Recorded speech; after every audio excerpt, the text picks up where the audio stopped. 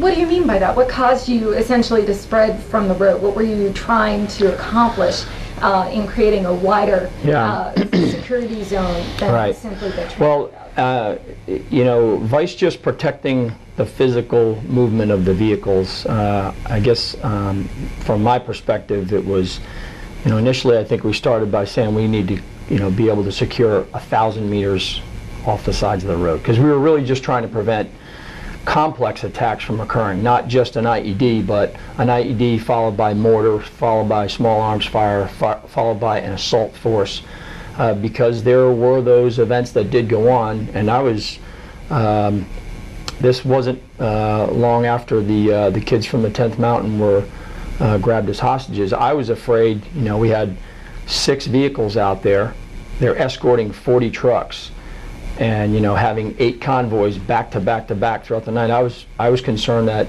one of the elements would be isolated, and I'm just talking about a single vehicle, and then now we've got a hostage situation in the middle of the night when one of these complex attacks happens along Tampa. So we immediately started, really, I guess because of the nature of who we are and what we do, we just framed it as a movement to contact every night and day. So it was, okay, we're gonna, you know, we're gonna protect the vehicles going up the road, but then we're gonna get off 1,000 meters and be able to engage or deny, disrupt, and or defeat any forces that were gonna be, you know, trying to hinder our movement. And by doing that, it forced us to, you know, we extended our patrolling off of Tampa. We put our cops out along Tampa.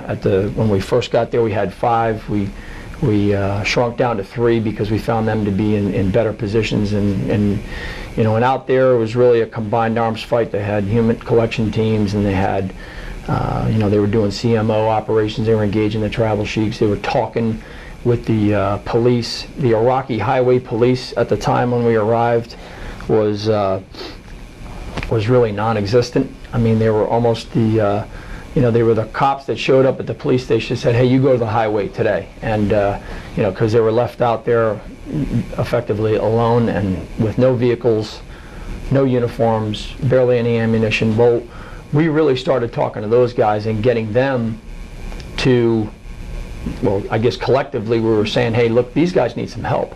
And if you can help them, Iraqi police, then they can help you. They can help commerce move from point to point. They can help the population just feel better about getting on Tampa and driving between Basra and Baghdad and doing it in, you know, 3 hours, vice having to take 6 hours to go up the bumpy roads on the side and going through every town. So, you know, it was not just what we needed to do to move our supplies and protect our forces. It was also, you know, in concert with the Iraqi police and highway police in this particular case, to open up those roads so that the population could move on it as well.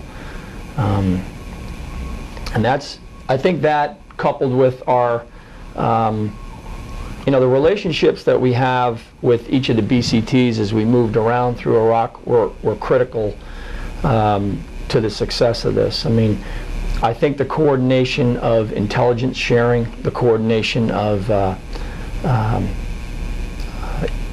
using attack aviation, using artillery, using mortars, knowing where their friendly forces were that may have been in an OP or a checkpoint or laying in an ambush, and being able to talk to those forces as we were moving up through all these various, you know, brigade areas. You got brigade bound, you got division boundaries, brigade boundaries, battalion boundaries. So, you know, our guys on the in each of these convoys were talking to them, and they would do things that would disrupt the enemy and basically pull that threat off of the main roads where we were moving all these convoys. Could you give me an example of something that happened in a brigade or yeah. You know, before each one of these convoys would take off, the convoy commander would, you know, basically get a briefing on where they thought we called them elevated threat zones at the time, EFPs or complex attacks would go on. Some of those would be outside of our area, and which I would contend would be the south. But as they got up closer to Baghdad, for example, at the time it was 425, I think, was just south of Baghdad. It was pretty early on. We'd coordinated for them to fire Illume rounds over Tampa as the convoy was coming up. In one instance, there were Illume rounds fired. The convoy stopped, really at the time to do a little bit of a rest halt. But when the Illume rounds were fired, there was some attack aviation that was sent in after. They picked up a hot spot. The convoy had to get moving again.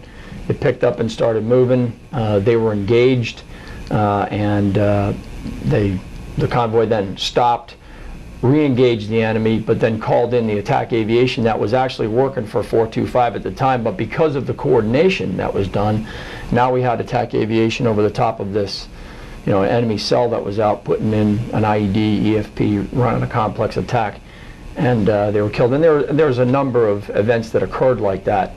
And I think that by doing that and bringing in really a combined arms fight on those elements along the MSR, that began to take away their initiative, because now they were being disrupted, destroyed, and defeated by direct fire, by indirect fire, by attack aviation. And we had a better idea where they were going to do these ambushes on us, because we were doing a really good job of collecting intelligence about their patterns that they have as well, because they did have patterns as well. So when you were engaging along MSR Tampa, you mentioned that you were engaging tribal sheikhs. Why and for what purpose? Yeah, well, in the provinces that we were operating in, you really had these different groups that were connected to the city capitals, like Diwaniyah, Samoa, Nasiriyah, and in these three provinces, the tribal sheikhs, I think, were an important part to having access to what did the people really need in these provinces. It was a rural area. There wasn't a lot of money that was being pumped into some of the needs of the people: bridges, electricity, jobs. And so early on, I think we engaged them in order to help with employment and with trying to find out from them what they felt the problem was in their areas.